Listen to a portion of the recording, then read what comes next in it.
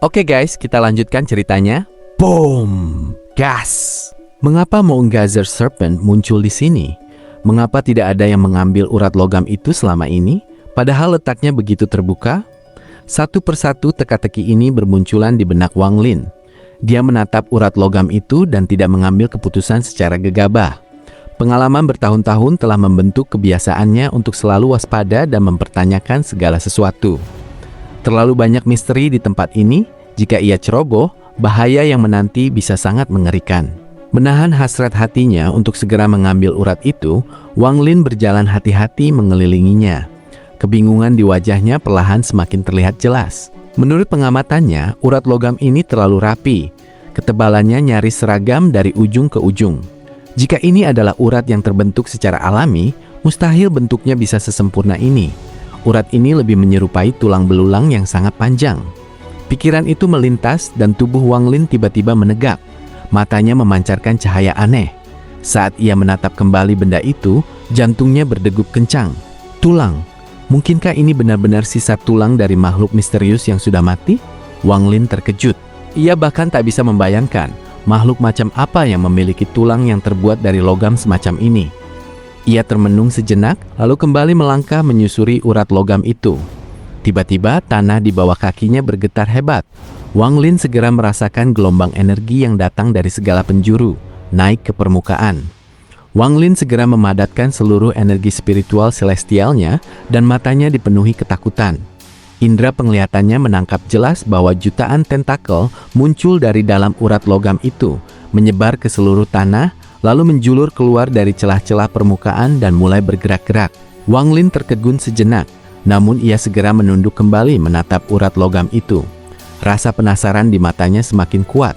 Pemandangan ini terasa sangat familiar.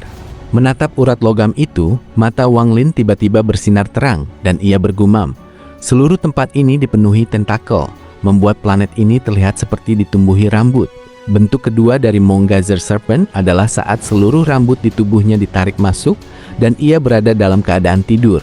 Mungkinkah tempat aku berdiri ini, planet Yunxia, adalah tubuh dari seekor Moongazir Serpent yang raksasa? Wang Lin terperanjat dan menatap urat logam di depannya. Ini bukan urat logam, ini benar-benar tulang. Namun, ini bukan tulang binatang buas biasa, melainkan tulang Moongazir Serpent. Hati Wang Lin menjadi dingin. Jika tadi aku nekat mengambilnya, mungkin aku akan langsung membangunkan makhluk raksasa ini. Akibatnya, nyawaku pasti melayang. Moongazir Serpent ini mungkin tidak akan bangun sepenuhnya, tapi cukup terbangun sedikit saja untuk membunuh siapa saja yang berani menyentuh tulangnya. Wang Lin akhirnya mengerti mengapa tidak ada pembudidaya kuat yang berani mengambilnya. Bukan karena mereka tidak mau, tapi karena mereka tidak berani. Aku yakin banyak yang pernah datang ke sini sebelumnya, tapi mereka semua tewas. Di satu sisi, orang dari keluarga Hua cukup cerdik. Dia hanya mengambil sedikit bagian dari permukaan lalu segera pergi. Jika dia mengambil sedikit saja lebih banyak, dia pasti sudah membangunkan ular ini. Mungkin itu juga karena keberuntungannya. Jika orang lain yang melakukannya, sedikit sentuhan saja bisa memicu ular ini bangun. Ratusan pikiran melintas di benaknya. Wang Lin sadar dia harus segera meninggalkan tempat ini dan melupakan hal tersebut. Namun, saat melihat urat logam itu, ia merasa sangat berat untuk pergi begitu saja. Aku menginginkan seluruh tulang ini. Tapi jika aku mengambilnya, Moongazir Serpent akan benar-benar terbangun. Jika itu terjadi, ia akan berubah menjadi bentuk pertempuran dan aku pasti mati. Namun, aku tidak bisa menyerah begitu saja. Wang Lin menghela napas panjang dan matanya kembali menyala. Ia mengingat semua pengetahuan tentang Moongazir Serpent dari ingatan para dewa kuno. Tidak ada makhluk lain yang memahami parasit ini selain para dewa kuno. Itulah keunggulanku. Moongazir Serpent ini hidup dari darah para dewa kuno. Tentakel adalah organ tubuh mereka yang paling sensitif. Metode apa yang bisa kugunakan untuk mengambil tulangnya tanpa membangunkannya? Mata Wang Lin dipenuhi cahaya misterius saat ia bergumam. Dulu saat aku melahap semua buah ascension surgawi, aku benar-benar kehilangan akal sehat. Saat itu, bahkan jika ada yang mengambil tulangku, aku rasa aku tidak akan merasakannya. Jika aku bisa membuat Moongazir Serpent ini terjebak dalam ilusi saat ia masih tertidur, mungkin aku bisa mengambil tulangnya. Wang Lin berpikir sejenak, lalu menatap urat logam itu dengan penuh keengganan dan menghela napas. Dengan satu langkah, ia sudah berada di atas permukaan tanah, lalu melesat dan muncul kembali di luar angkasa planet Yunxia. Kompas bintang muncul dan segera membawanya menjauh. Dari kejauhan, Wang Lin menoleh ke belakang menatap planet Yunxia. Matanya memancarkan tekad yang bulat. Aku harus mendapatkan tulang Mongazer Serpent itu. Aku bisa meramu obat khusus untuk membiusnya. Namun, aku butuh jumlah yang sangat banyak untuk membuat makhluk sebesar ini terbuai dan masuk ke dalam kondisi ilusi. Jika orang lain yang melakukannya, meskipun mereka punya cara dan obat yang cukup, mereka tidak akan pernah bisa membuat Mongazer Serpent menyerapnya. Mongazer Serpent, warisan dewa kuno, tidak akan menyerap apapun selain darah dewa kuno, kecuali jika seseorang menggunakan jurus khusus para dewa kuno untuk memerintahnya. Hanya Wang Lin yang memiliki ilmu tersebut. Saat naga perak melesat melintasi bintang-bintang, Wang Lin duduk dengan wajah muram. Perjalanan berbulan-bulan ini terasa sia-sia. Ia mengira bisa menyelesaikan manik langit yang menantang itu, tapi nyatanya berakhir seperti ini. Lupakan saja, aku sudah menunggu lebih dari 800 tahun. Menunggu sedikit lagi bukan masalah.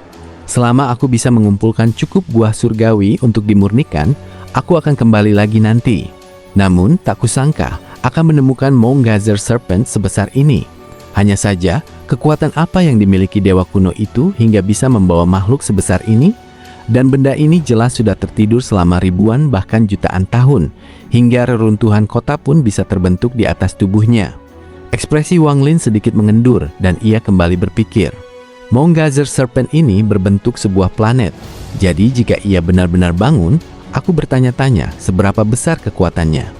Aku takut bahkan Ling Tianhou yang maha melihat dan yang lainnya akan langsung lari ketakutan.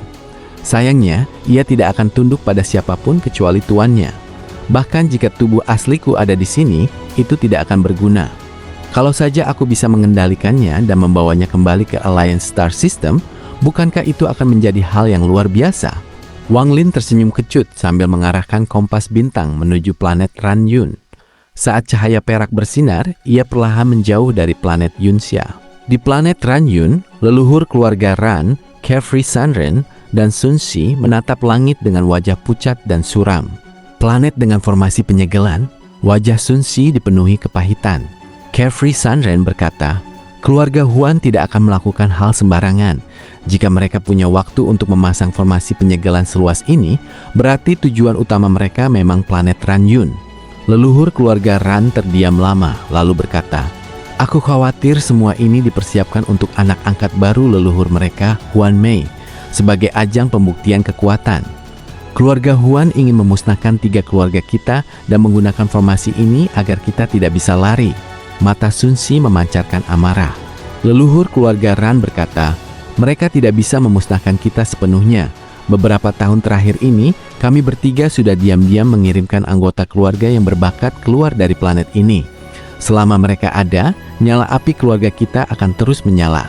Sayangnya, akar dan sejarah kita semua ada di sini. Bagaimana mungkin kita bisa memindahkan seluruh keluarga dalam waktu singkat? Jika kita bergerak terlalu cepat, mereka pasti akan segera menyerang. Carefree Sunren tersenyum kecut.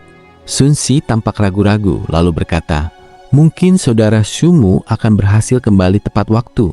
Leluhur keluarga Ran menggeram. Jika dia tidak kembali saat kami bertiga ditangkap, aku akan menyeret namanya ke dalam masalah ini. Bagaimana mungkin aku membiarkan dia mengambil semua giok langit secara cuma-cuma? Dia berjanji akan melindungi kita, tapi malah menghilang saat krisis datang. Sungguh keterlaluan. Carefree Sunren hanya diam merenung. Sun Si menghela napas. Sudahlah, bahkan jika dia kembali, apa yang bisa dia lakukan? Leluhur keluarga Huan sudah mencapai langkah kedua. Siapa yang bisa menghentikannya? Kabarnya keluarga Huan punya 2 leluhur di langkah kedua.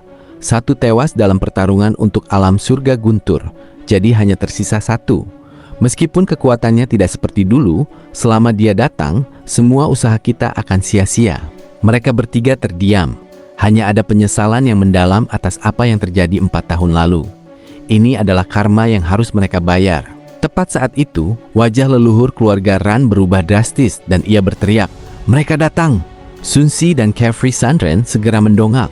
Mereka merasakan bahaya maut datang dari langit dan wajah mereka menjadi semakin pucat. Gelombang tekanan yang luar biasa turun dari angkasa, menekan seluruh penjuru planet. Di luar planet Ranyun, Liu Mei melangkah turun mengenakan pakaian putih yang bersih. Ia melepaskan aura kekuatannya setelah melewati formasi penyegelan dan dengan mudah menemukan keberadaan ketiga leluhur tersebut. Wajahnya tenang bagai air yang tak berombak saat ia perlahan mendekat. Saudara Sun, Saudara Zhao, kita bertiga sudah menghabiskan sebagian besar hidup kita untuk berkultivasi. Sekarang saatnya kita menghadapi akhir. Mengapa kita tidak bertarung habis-habisan? Meski mati, kita akan mati dengan gagah. Suara leluhur keluarga Ran terdengar rendah namun penuh semangat juang. Api kemarahan menyala di matanya. Saudara Ran benar. Karena kau rela membakar jiwamu, biarkan aku menemanimu. Carefree Sunren tertawa keras, dan api pertempuran juga menyala di matanya. Mata Sun Si memancarkan keteguhan hati dan ia tersenyum. Sudah kubilang, berkultivasi seumur hidup berarti kita berani menantang langit dan para dewa. Bagaimana mungkin aku mundur sekarang? Niat bertarung yang mengerikan meledak dari ketiga tubuh mereka bagaikan api raksasa yang menyala di planet Ranyun. Api biasa bisa menjadi sinyal asap untuk memberi peringatan.